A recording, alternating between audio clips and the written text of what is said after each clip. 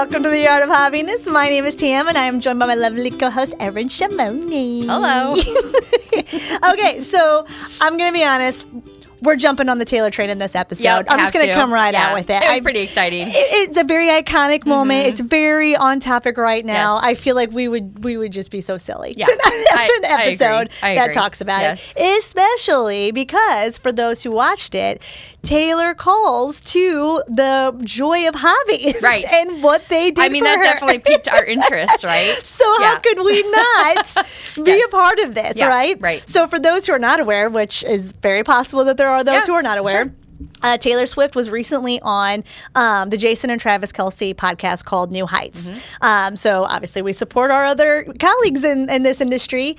And in that, Taylor Swift talked about, well, obviously she announced that she's got a new album coming out. But she also talked about like some of the things that have gone on in her personal life, like some of her battles as far as claiming like her masters of her music, but then also talking about what life looked like while being on the road doing the Eras tour. And one of the things that she had said that she was really kind of excited about returning to following the end of the Eras tour was returning to her hobbies and finding time for that, which cool. was so happy to hear for it was me. awesome. I agree. Yes. Yes. So first of all, I kind of wanted to start off with, in case anybody out there who is a Taylor Swift fan is like, what are kind of things Taylor Swift is interested in? Yeah. Allow me to tell you. Yeah, if you didn't listen. Yes. Yep. So she does sourdough bread making, which, by the way, I'm very curious what you thought of that one, considering we always talk about your sourdough. Yeah, I know. I mean, it's a lot of people love it, and I'm happy for her.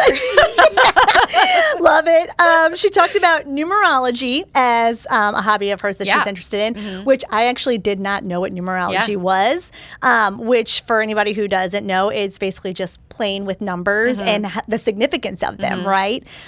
So I might have to explore this one as a hobby for me. It's And I don't know much about it, so yeah. I admit that that's really the extent of my knowledge of it at this point in time. But I will be honest when I say that I'm going to try to look for just like a stupid amount of significance in our relationship numerically to put out there. Hopefully there's a lot connecting us. There's so much connecting us, Erin. But I loved it.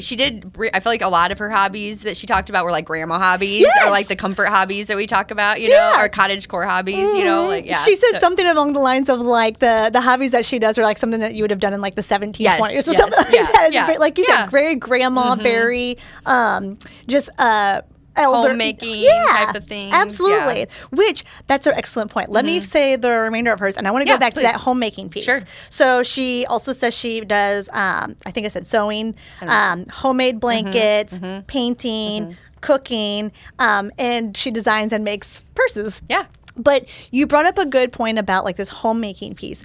I found it incredibly interesting that the hobbies that she is really into right now are ones that seem to be more of a slower pace, that are more in the home, more just like disconnecting, really, which is very interesting for somebody like her, who is very much in the engineering industry with her music, and high energy, extroverted all the time, audio techniques, like lighting. I mean, I think it makes sense. Absolutely. You know, like she probably needs time. I mean, she needs that time to decompress and that balance when she's not on tour. She probably really needs to harness that. Well, think about how much creativity she has to exhaust into putting in designing and like figuring out how she wants like her shows to look.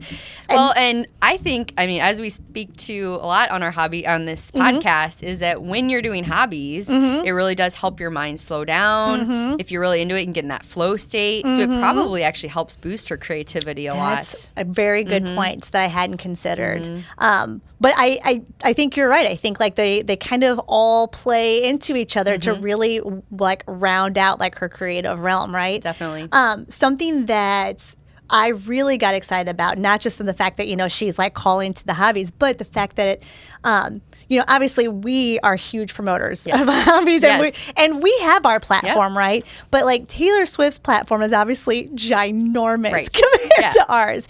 It really excited me that somebody who is perceived as a very high achieving professional woman, who I would argue is a cat mom.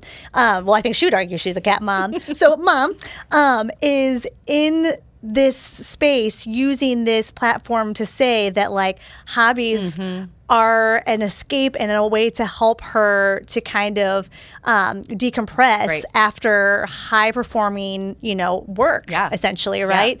And it made me really happy to see her put that out there because I think it just speaks to the shift that's happening culturally. It does. That we are all wanting to slow down a little bit and just hone in on our creativity and our self-care. Absolutely. It's very exciting. What I like about it, too, is that, she's not just an icon to our generation. Yeah. She's also several generations. My daughter is 8, and like she is seeing somebody on that level who she idolizes saying that same thing. So it's like, I always think like my kids are going to be like, well, of course mom's going to say that, right? But like what now Taylor's saying that. Yeah. So it excites me because I feel like there is a consistent message being put out there amongst like females that we need those hobbies. We need to fight that burnout by creativity and using that in a positive space. Yeah. So that really excited me. Absolutely. I agree. It was so exciting. So, and then I think, do you want to touch in the next piece, like the quote that she said that everybody's buzzing about? Oh my because God. I feel like that was like, I think everybody's talking about it, and it was just so insightful. Absolutely. I wrote it down. Do you think I should read it? Yeah, absolutely. Okay. What's the quote, Erin? I don't want to leave anybody hanging if you didn't hear it, but it was, So you should think of energy as if it's expensive, as if it's a luxury item. Not everyone can afford it. Not everyone has invested in you in order to be able to have the capital for you to care about this. And that's a lot there. So it gives me goosebumps every time I hear it. It's like, it's just so powerful, and it just goes along with everything we've been talking about. Well, I compare it to mom guilt. Yes. Like I compare it to we talk about how moms struggle with finding equity and prioritizing the family. Like, we're putting the kids first, we're putting our husbands first or our partners first. And then when it comes time to giving ourselves something, like we almost don't even do it at all. Right. Like not even a little bit, like at all. Right. And I feel like the way she worded that, it really mirrors that messaging, but maybe to a broader audience, which I really appreciate her doing. Because again, like I want to make sure that this message gets across to my daughter too, and the way she presented that, I was like, beautiful. Yes, my so God, beautiful. yes. It really brought me back to when we coined, well, I don't know if we coined the term, but when we named the positive selfish. Yes, we did, yes. That is exactly it. It really brought me back to that in that episode that we did kind of early on. You're so right. About how like it's okay to be selfish because then it restores your own energy. Absolutely. And then you have more to give other people as you choose to, right? Absolutely. Because like, as we've said before, like if we don't show those around us that we're also a priority, how could we expect them to treat us as a priority as well? And so I feel like by her stating that, it was just very validating. Yes. And I really, like I said, I really, really appreciate the fact that she put it in wording that shows that doesn't just, I know that we're very focused on the millennial mom side of things because that's just where we know. That's just our realm. Yeah. But she put it in a way that like also could make it relatable to my daughter, or could make it relatable to my mother-in-law, like anybody. Like my husband watched the show, and he was like, that even stuck with him, and it was just really a great way of explaining how it really isn't even just about millennial moms putting themselves as a priority. It's just anybody, like take care of yourself and put that energy towards yourself. And, if you don't know where to start, like we're telling you, hobbies are a great starting point. Explore that. And that'll really kind of help you see like how valuable your time can be whenever you have something that you're interested in. Definitely. And you can put your efforts towards that as opposed to allowing like intrusive thoughts get in there and just weighing you down for the day,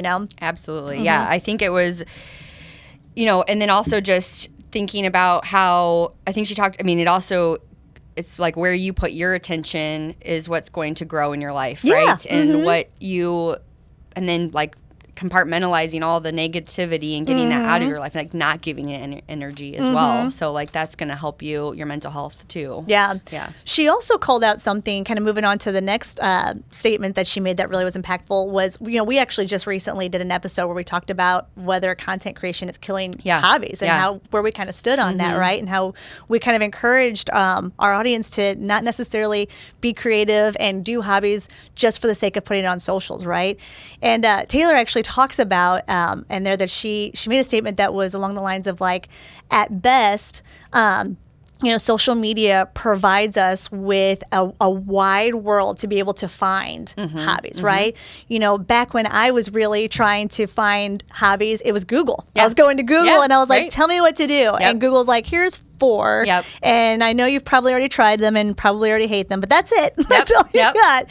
Whereas now you go into social media and like, not only do you see like you have a whole world of people like trying to get you to see like their hobbies, but you actually get to physically see what the hobby looks like, which I don't know about you, but I am a visual person. I feel like I do like to kind of see how things are done so that I can dive into it. I think absolutely. It's very inspirational. It gives you ideas, lets you think outside the box. I mean, things that you didn't even think were possible. Absolutely. So definitely. And so I think, I think she kind of echoes what we're saying in that sense is like, like definitely don't feel like you can't use social media as a resource to kind of look for inspiration or to build a community of like-minded people in a hobby spectrum, but just make sure that it's not totally, you're not doing the hobby solely for that, right? Like you're doing it so that you feel like you have a community, it's something you like, and you have a resource in case you're like, man, I'm really stuck on this one part. Anybody have any pro tips? But, keep that space just purely that, not to compare yourself or to hold yourself to like, which you kind of experienced in your sourdough. Because I feel like you were, you kind of were really defeated by how it looked. But then when asking you like how it tasted, you're like, oh, actually it tasted pretty great. But nobody can see how it tastes on the socials, right? They can only see how it looks. And so you were feeling so defeated. True. Just purely on the looks, not even based on the fact that you did something for the first time so bravely in the kitchen that you and I have no experience.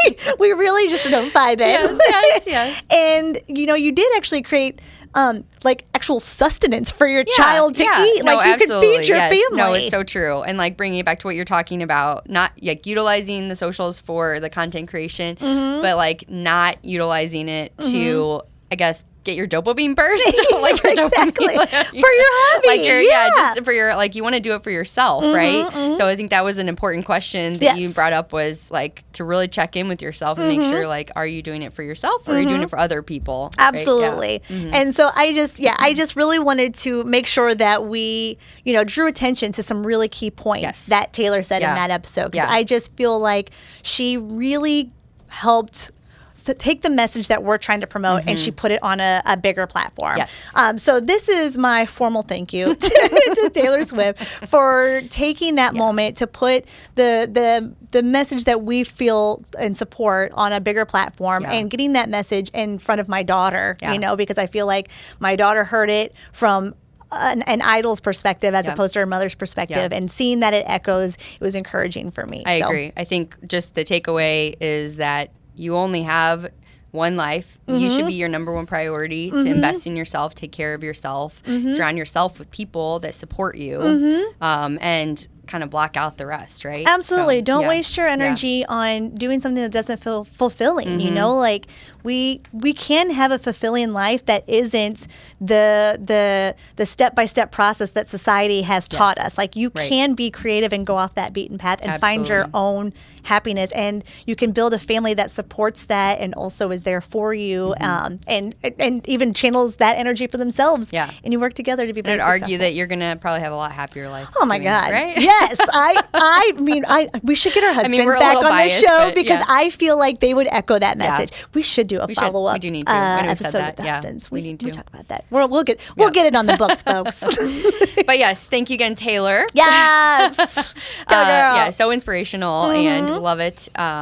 Hopefully, if you haven't watched it, check it out. Absolutely. On New Heights. New Heights episode, Taylor Swift. I mean, you literally can just put in those couple of words and you will find exactly It's probably, I haven't looked at statistics, it's probably the most watched, listened to podcast. I think it was, Congratulations to New Heights.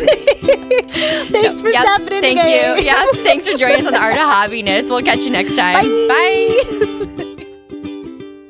Thank you for listening to The Art of Hobbiness. Be sure to subscribe and leave a review. And for more Erin Tam fun, be sure to follow us on all socials for behind-the-scenes footage on our journey to find hobbiness.